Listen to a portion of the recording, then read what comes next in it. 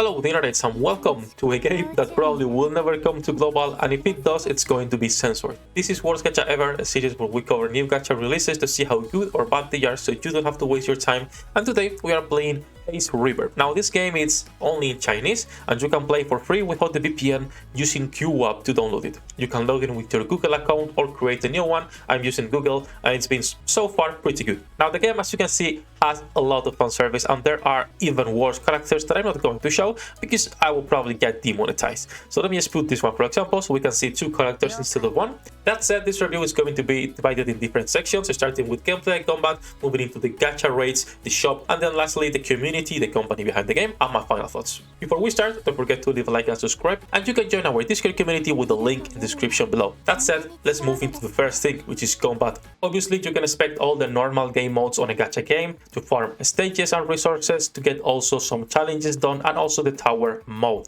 You also have mini games and raids, which are server based and give actually pretty good rewards. The main story right now has 8 chapters. I am on the 5th one, but I'm going to be going to chapter 3 and see if we can get trigger the animations for the 3-star characters. The 2-star and 1-star characters do not have ultimate animations, which is a pity but understandable. So as you can see, there's going to be 4 different colors. Let me explain how combat works. This applies to your team and the enemy team. Red units are normal DPS and we're not going to be using them because I don't have any 3-star DPS. Blue units are going to be your tanks. Green units are going to be your supports. They don't have to be healers. They can be buffers or debuffers. In case of this girl, she's a buffer. And then purple units, which are power units or mages, they need to charge their attacks for 1 turn before attacking, which is pretty good. Something else you might be noticing is the numbers on top of their heads. That's the order the units will attack. This is the order of your team and the order of the enemy team. You can actually see the real order by going here to this little change icon and hitting 118, and now you see the real order. This girl attacks first, this enemy second, third, then my team, and then the rest, right? It's pretty good, and you can adjust your order, only your order.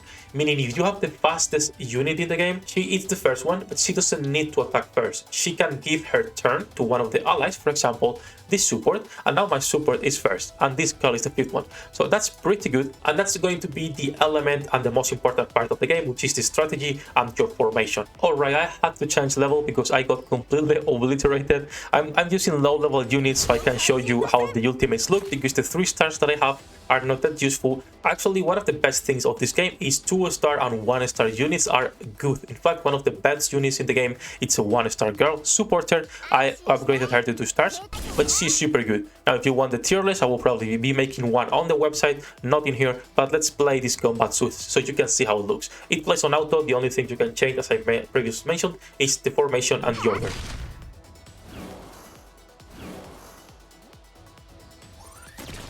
Alright, so they are below 50%. Hopefully we can see the animations. I don't want to restart again and lose more stamina. Okay, perfect. So you can see it lags a little bit, but they are fully animated. Pretty good looking for a small Chinese gacha, in my opinion. Combat, it's pretty in-depth and has a lot of strategy to it, and that's something I appreciate. That's about combat. Let's move into the important part, which is the raids and the shop. Let's start with the gacha system. If you go to supply here, you will see the different banners right now in the game. So you have the rate up banner, which is this one, a paid only banner, which costs $30 for a guaranteed SSR and 2 multis, the normal banner, which doesn't have PT, and then a weapon banner, which we'll talk about in a second, because you know I hate weapon banners, but I think this is a good weapon banner. So the right up banner has a PT of 200. It should carry between banners, but we are not 100% sure until we get the next one.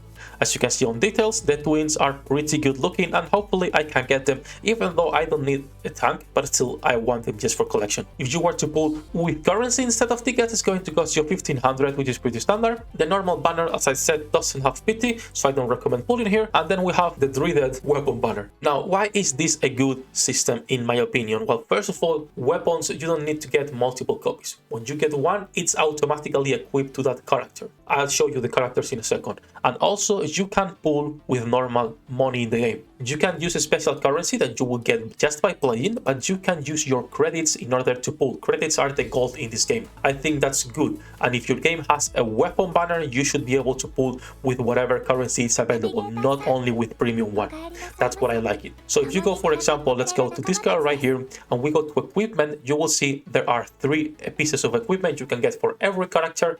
They will be equipped automatically and you don't need to worry about it. Overall, I like the system, and if you were to pull on the weapon manner, it's a 4% to get the 3-star and a 20% to get the 2-star. Now, when we talk about characters and rates, it's a 2.5% to get the 3-star, a 15% to get the 2-star, and then the rest is just, 1-star. I think it's a little bit low, and that's something I don't really like. So that's said about the gacha rates, let's move into the shop. The shop is pretty interesting because, once again, I really cannot hate on the game. They are not trying to sell you 30 different packages. You have a battle pass, which you can buy for 10 bucks. I don't think it's worth it. And the premium version of the battle pass, the only thing it has is a skin. Now, I don't like having multiple tracks on the battle pass. I think you should have only one. Maybe 15 bucks and you include the skin, and that's still a good deal, right? So that would be probably a negative if I were to put one. But if we go to the shop itself, which is here on Mal, you will see there are only 2 things you can buy with real money other than the premium currency.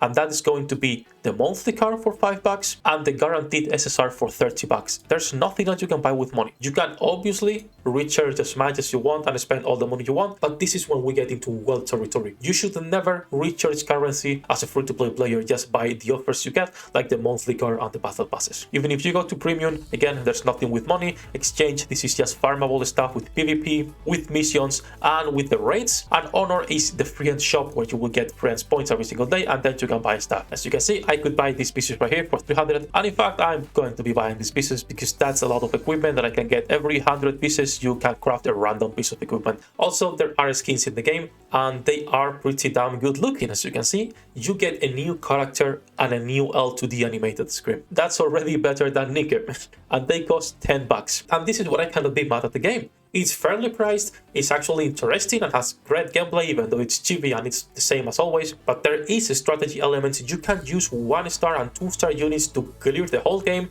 I'm already almost chapter 6 only using 1-star and 2-stars. Of course, we could argue that this is still bullshit and no one should spend $100 on premium currency. But still, if we compare this to the rest of the gachas that we have right now that we can play, this is a decent shop. So that's about gacha and raids. Let's move actually into the interface so we can talk a little bit about this, and then we move into the last part. In terms of graphics and interface, you've seen the graphics in combat. It's just chibi normal ones. The 2D characters and the L2Ds are pretty good looking in my opinion. All characters are animated for your home screen, so you can use your favorite waifu. If I had a negative, it's obviously it's on Chinese. And if you want more ultimate skill animations, only the 3-star have them, which is a pity. Something negative as well is if we go to the options, there are not much graphic options. For example, this is low graphics or high graphics, and this is to remove the ultimate animation. There is not like a lot of options here. Other than that, I cannot talk much more in this section because at the end of the day, graphics is something you have to like. I might like these chibis, you might hate them. So that's up to you. Let me know what you think about chibi games and if you are tired of them or you don't mind it. Now, when it comes to the community and the company, it's actually quite funny because this Chinese company is just not doing any marketing, or at least obviously they are not doing any marketing on traditional social media for us, which is Facebook, Twitter, and all those things.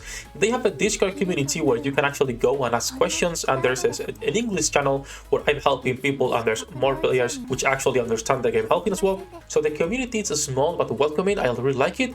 But the company itself, it's a Chinese company. You cannot expect them, if they are not planning on a global release, to have a Facebook page, a Twitter page, and actually be active on the social media. They are active on Co-op and other Chinese ones, which is completely fine. To me, it's a pain because if I wanted to follow their Facebook, I just cannot because they publish absolutely nothing in here. And they are somewhat active on Twitter, but as you can see, even by the handle of the community, it's not that intuitive. So yeah, sadly, that's probably one of the bad parts of the game. If you are expecting like a really big community and English speaking one, you are on the wrong place. Now last, my final thoughts, what do I think about this game? But I really like it. I really like it. There's bad things like every single game. If anyone tells you this game is perfect, don't believe them, run from that. It has its downsides. The biggest one to me personally, it's the cast of characters. There are too many lollies. I want a woman, please, developers. I'm a 27-year-old guy. I don't want to look at little kids. Fuck you.